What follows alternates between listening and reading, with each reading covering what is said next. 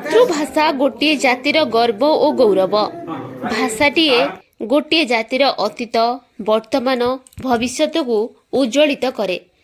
गोटे देशर कला संस्कृति ऐतिह्य परंपरा चालीचलन और जीवंत चलन शक्ति थाए तार भाषारे। भविष्यत पीढ़ी भाषा एक पथ प्रदर्शक।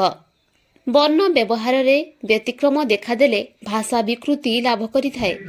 ओडिया वर्णमालार प्रत्येक वर्गर पंचम तथा अनुशासिक वर्ण सह उक्त वर्गर प्रत्येक वर्ण युक्त करी जो युक्ताक्षर सृष्टि हेउछि अधुना अनुस्वार प्रयोग करी सेही युक्ताक्षर विकृति करा जाउछि।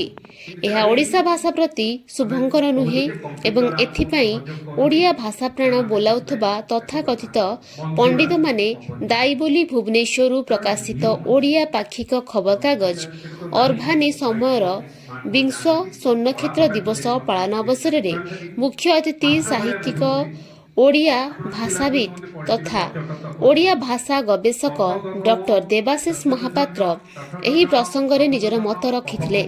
राज्यपाल पुरस्कार प्राप्त शिक्षयित्री सुश्री मंजुला त्रिपाठी सभापतित्व रे आयोजित एही कार्यक्रम रे गांजिका तथा शिलाश्री संपादिका श्रीमती बासंती दास, साहित्यिका समाजसेविका तथा प्रधान शिक्षयित्री डॉक्टर बसुमती सतपथी प्रमुख सम्मानित अतिथि भाव में ओडिया भाषार सुरक्षा और एहार महत्व विषय रे आलोकपात करथिले। एही अवसर रे आयोजित कविता आसर को लेखिका शुभश्री पट्टनायक, सौदामिनी त्रिपाठी, निरुपमा राय प्रमुख संचयन करथिबा बेले ओडिया भाषा क्षेत्र में अवदान पाई विशिष्ट व्यक्ति विशेष को संबर्धना करा जायथिला।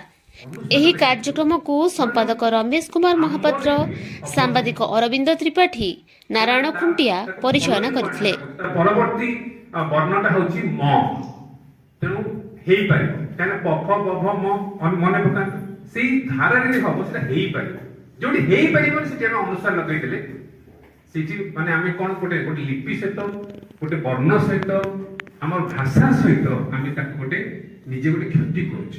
कारण आम भाषार भविष्य हूँ उत्तर पीढ़ी जो मैंने पढ़ुंट पिला माने विद्यालय कि महाविद्यालय कि विश्वविद्यालय कि जो मैंने गवेषणा कर आम जो मैंने लेखा लेखि करुँ कवि गाड़ी